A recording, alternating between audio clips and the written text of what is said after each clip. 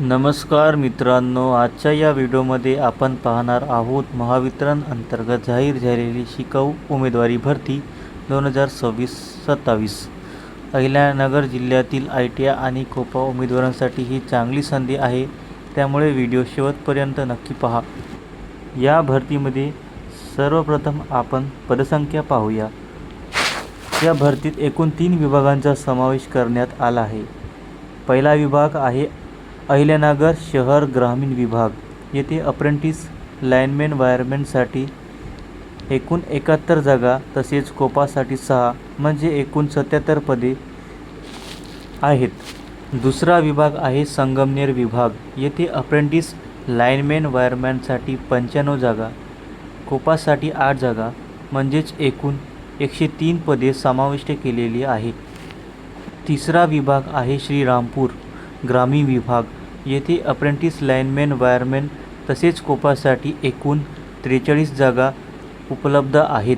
अशा प्रकारे सर्व विभाग मिळून एकूण 223 पदांसाठी भरती जाहीर करण्यात आलेली आहे।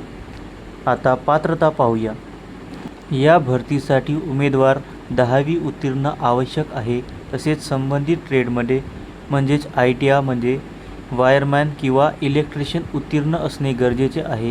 कोपा पदासाठी 10वी आणि कोपा पात्रता आवश्यक आहे। वयोमर्यादा 18 ते 30 वर्षे ठेवण्यात आलेली असून आरक्षणानुसार सवलत लागू होऊ शकते। आता अर्ज प्रक्रियेबद्दल बोलूया। अर्ज करण्यापूर्वी अप्रेंटिसशिप पोर्टलवर नोंदणी करणे आवश्यक आहे।